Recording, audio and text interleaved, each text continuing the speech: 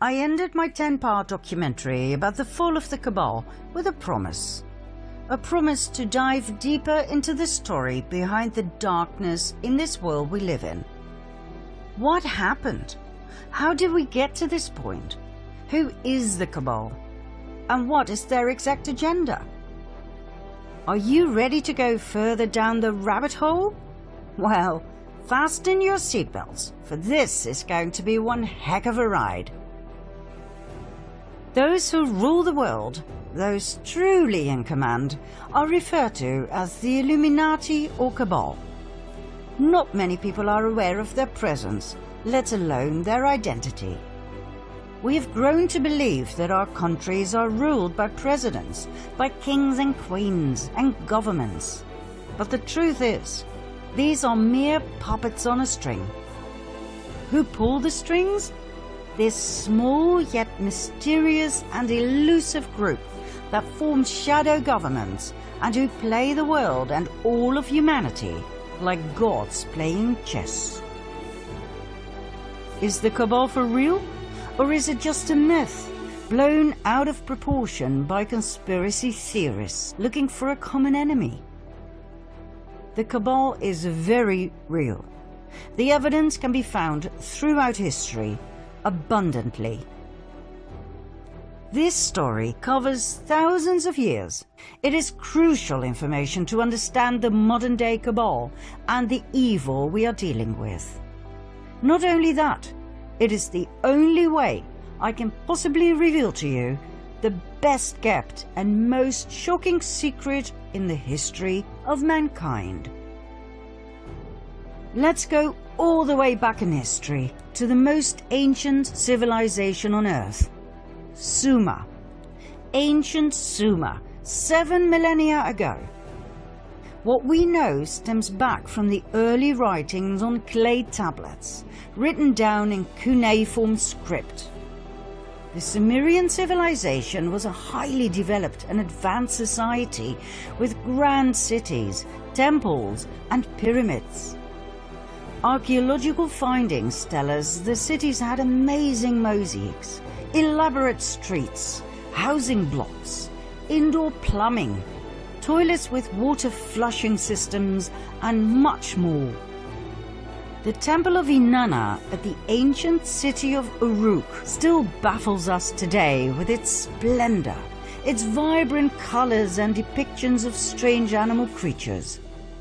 Inanna was the ancient Sumerian goddess associated with love, beauty, sex, war, and political power. She was later worshipped by the Akkadians, Babylonians, and Assyrians under the name of Ishtar or Asherah.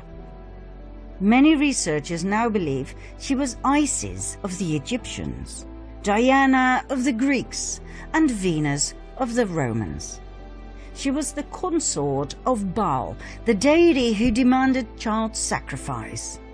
We shall later see whether this is true or not. The ancient culture of Sumer and its polytheistic religion expanded towards the northwest into Babylonia, then even further west.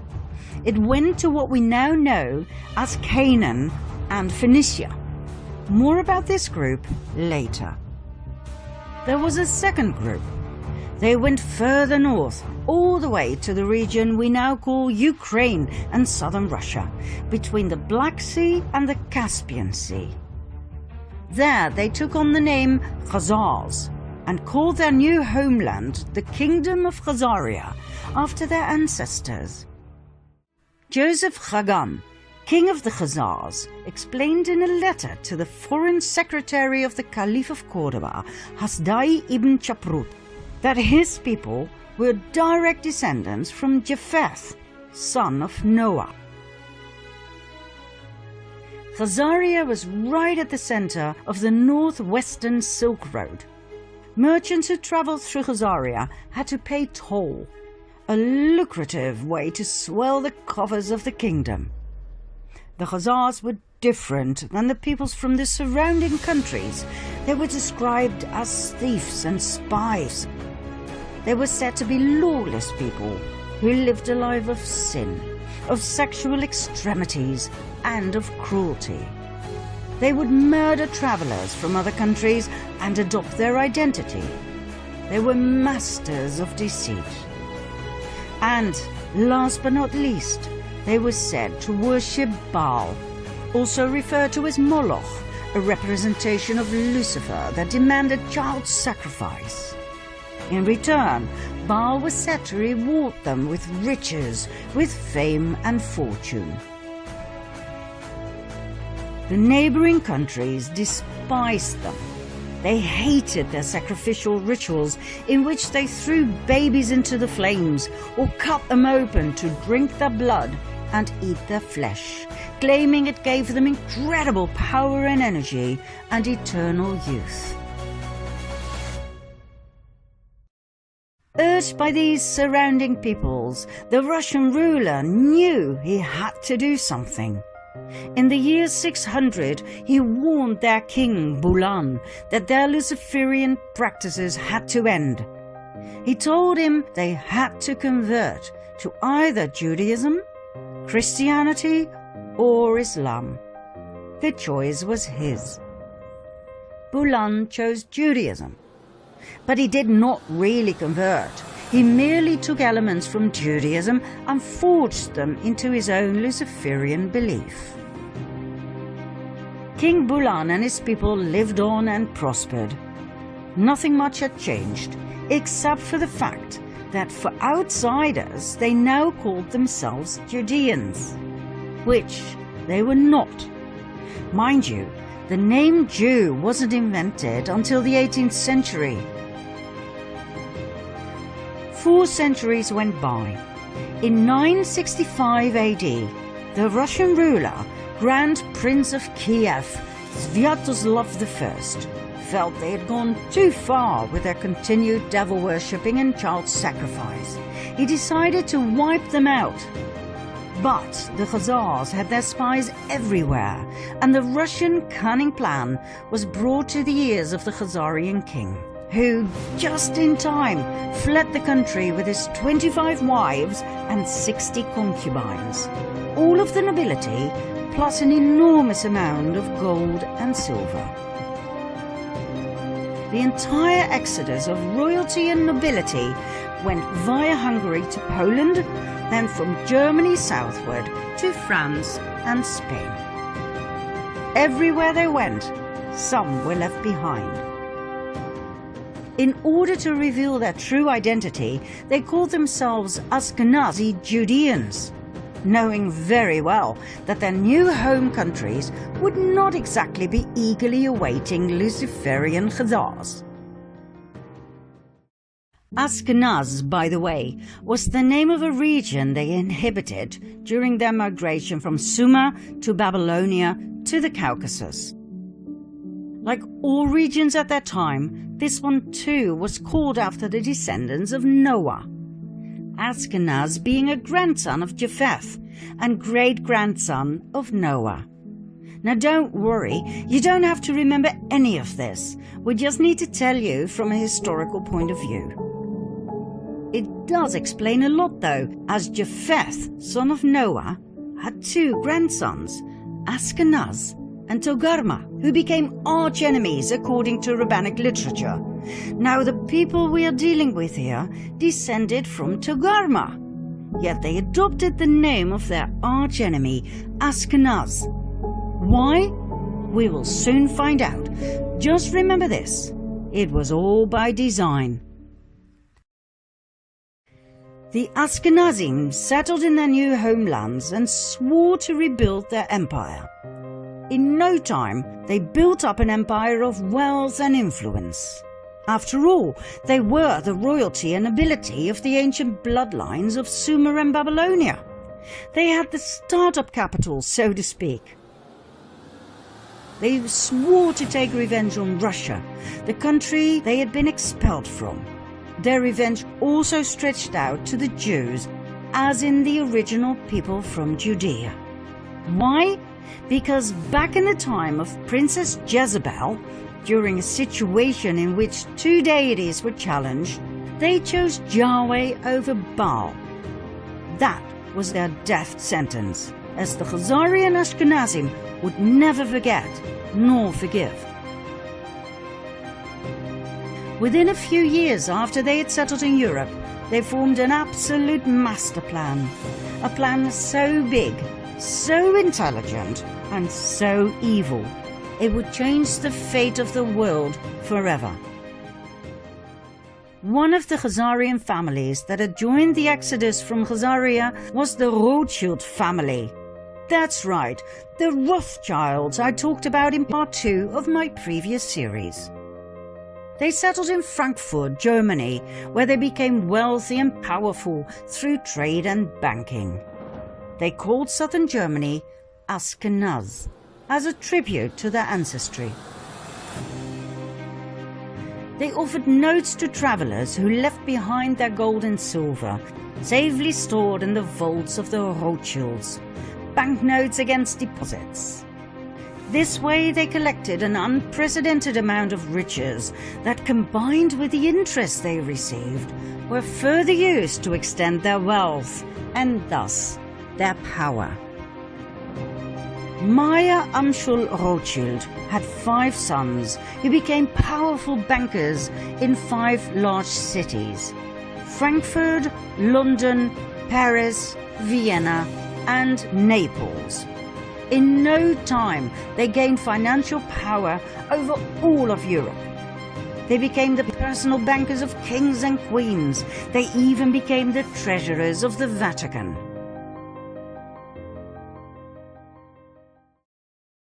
Before we continue with an event in the 18th century that has been deliberately erased from our history books, we have to pause this storyline and go back to the early Middle Ages for a second storyline. The two will meet during this 18th century event, and when they do, things will fall into place, I promise. We'll start in the age of the Crusades. In 1048 AD, an organization was founded that we refer to as the Order of Malta. They were founded in Jerusalem. Their goal was dual. One arm of the order ran a hospital in the Holy Land to tend to Christian pilgrims. The other arm was military, tasked by Rome to protect Christians against the local Muslim population. Their symbol? The equal-armed Maltese cross. During the first 50 years of their existence, Jerusalem was Muslim territory. The amount of Christian pilgrims who went to Jerusalem was limited, even by Islamic law. In 1096 AD, the first of 9 wars broke out. It became known as the First Crusade. The Crusades were religious wars initiated and supported by the Roman Catholic Church. Their goal was to recover the Holy Land from Islamic rule. 3 years after the Crusaders had left for the Holy Land, this goal was achieved.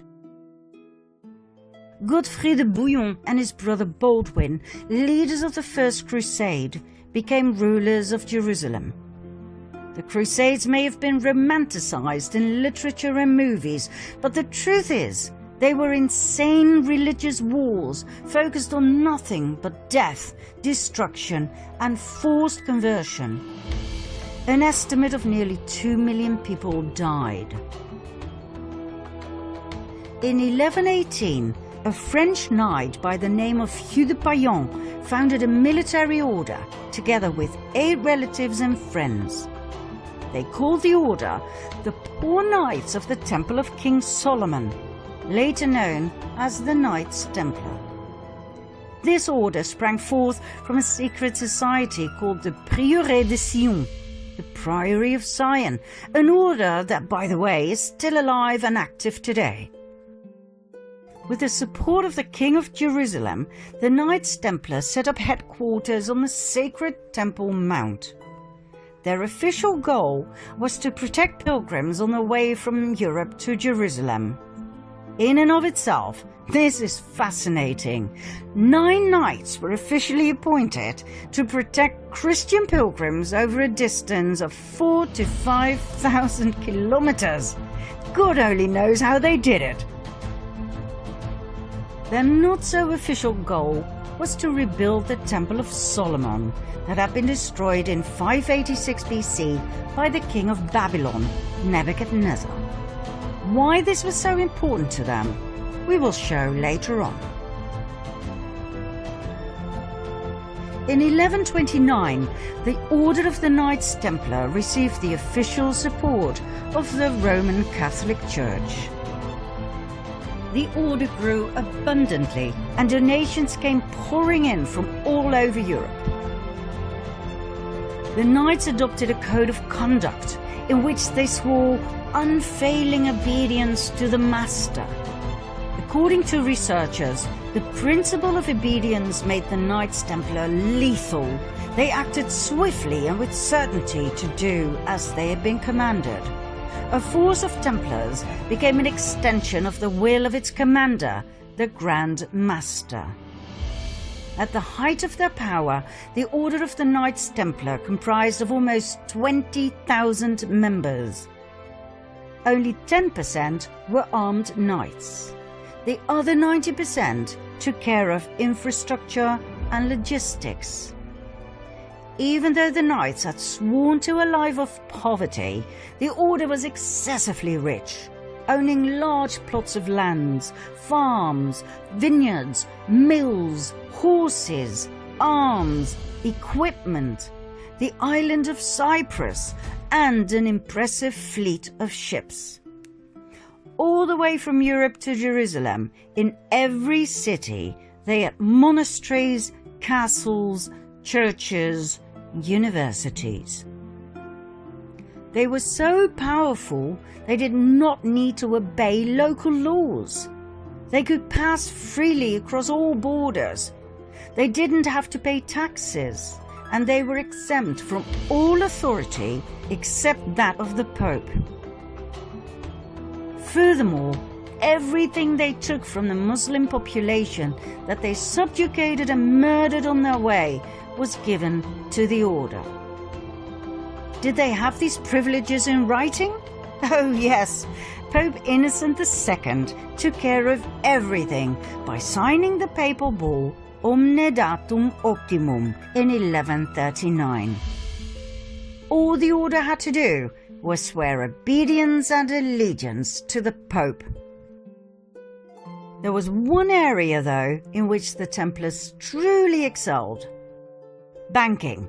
They had a network of banks in many countries that enabled pilgrims to deposit assets in their home countries and withdraw funds in the Holy Land. By the 13th century, the Templars had become such competent and trusted bankers that European kings and nobles who embarked on crusades to the Holy Land often forwarded large cash sums to the Templars that could be withdrawn later so they could pay their armies. The Templars even gave out loans to rulers. They excelled in everything they did, for which they were overloaded with donations, gifts, fame and fortune. However, in the early 14th century, the Knights Templar met their final destiny: King Philip IV of France. This man was heavily indebted by the order. When he asked for even more loans, the order refused. King Philip decided it was time for the Knights Templar to meet their maker. On Friday the 13th of October 1307, a multitude of knights were arrested, including their Grand Master, Jacques de Molay. After years of imprisonment, he and many others were burned at the stake. Medieval documents state that Molay called out a curse over the king and the Pope, Clement V, who had failed to protect them against the wrath of the king, and who had even dissolved the order through his papal bull, Vox in Excelso. Although the Pope dissolved the order, he did not formally condemn it, which would have been normal in those days. 1 month later, Pope Clement died. 8 months later, King Philip died. Ironically, the Pope's body was burned to ashes by a fire that was caused by lightning that struck the church where he was lying in state. The king died of a stroke he suffered during a hunt. But, contrary to what our history teachers have told us, the Order of the Knights Templar did not end here. New orders were founded with new names that were basically the continuation of the Knights Templar. Think Military Order of Christ in Portugal, Supreme Order of Christ in Italy, and so on and so forth. In every European country, the Knights Templar simply lived on the way they had, as if nothing much had changed. Only the order names had.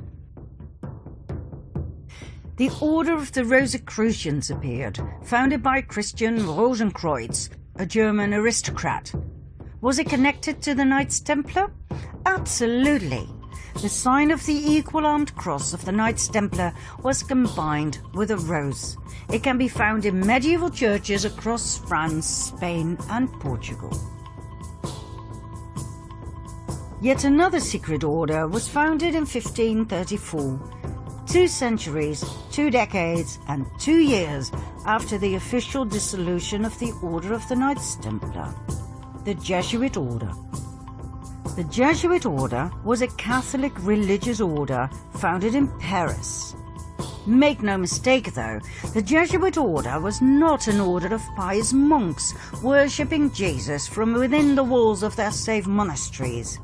It was a military order of extremists who had sworn an oath of absolute submission and obedience to the Pope and to their superior general. Let's have a look at their initiation oath. I declare that I have no opinion or will of myself, but without hesitation I will obey every command I receive from my superiors in the Pope's and Jesus Christ's militia. I promise further and declare that when the opportunity arises, I will conduct a ruthless war, secretly or publicly, against all heretics, Protestants and liberals, as I am instructed to do, to exterminate and destroy them of the whole earth, and that I will not spare age, sex or class, and that I will hang up, burn, boil, cook, peel, strangle, and bury these shameful heretics, rip the stomachs and wombs of their wives, and crush the heads of their children against the wall, for the purpose to destroy their horrible race forever. If this cannot be done openly, I will secretly administer the cup with poison, the strangling rope, the steel of the dagger, or the leaden bullet, regardless of the honor, rank, dignity, or authority of the person or persons, as I will at any time be instructed by an agent of the Pope or superior of the Brotherhood of the Holy Faith of the Order of Jesuits. In confirmation of which I hereby dedicate my life, my soul, and all of my corporal powers, and with this dagger which I now receive, I will subscribe my name written in my own blood, in testimony thereof. And should I prove false or weaken in my determination, may my brethren and fellow soldiers of the militia of the Pope cut off my hands and my feet, and my throat from ear to ear, my belly opened, and sulphur burned therein, with all the punishment that can be inflicted upon me on earth, and my soul be tortured by demons in an eternal hell forever. Not exactly what you would expect from an order of Jesus, right? Mind you, when we refer to the Jesuit order in relationship to the Cabal, we are not talking about the lower segments of the order. I personally know of Jesuit priests who are wonderful human beings and who've brought a lot of beauty and wisdom into this world. What we're referring to here is the top of the pyramid, the absolute elite of the order, better known as the Jesuit Council. Documents from the Golden Age show us that the Jesuit order grew into an extremely powerful group of men. Their influence went far beyond the religious world. It stretched all the way into the secular. They infiltrated the old Masonic lodges. The Masons were skilled tradesmen in the construction trade. They worked with their hands. They worked hard, physical labor. The infiltrated Jesuits were allowed to join because of their contributions in the area of architecture, science and arts. They were called the Free and Accepted Masons, hence the name Freemasons. The Freemasons were wealthy men with a special knowledge of architecture. It is known that they were especially interested in the Temple of Solomon, just like the Knights Templar. Furthermore, they were focused on the preservation of esoteric knowledge, for instance about the CABAL. The fascination with the Temple of Solomon is not the only link between the Freemasons and the Knights Templar. Even today, the York Rite administers 3 orders of Masonry, one of which is the Knights Templar. The Knights Templar of the York Rite is a military branch of the Freemasons, just like the medieval order of the Knights Templar. They both have the symbol of the equal-armed Red Cross.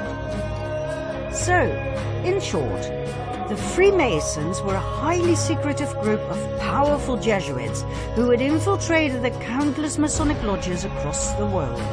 They founded their own umbrella lodge in 1717, the Premier Grand Lodge of England, and that would turn out to be their salvation. What happened? The Jesuits had become way too powerful to the liking of 80 heads of states worldwide who obviously felt threatened by the powerful order. They banned the order and put pressure on the Pope, Clement XIV, to do the same. In 1773, the Pope succumbed to their demand. He promulgated the Dominus Ac Redemptor, the Bull of Extinction, that put an end to the Jesuit order. It seems indeed history repeated itself. But guess what? It didn't end there. Just like the Knights Templar before them, they continued using another name. In this case, the Freemasons. 1 year after his betrayal of the Jesuits, Pope Clement was murdered by poisoning. Just like the Luciferian Khazars, the Jesuits too, and their predecessors like the Knights Templar, had a taste for revenge. Now we promised that our 2 storylines would come together at an historical event that would massively impact the world. We have finally reached that point. Do you want to know what happened? Follow me to part 2.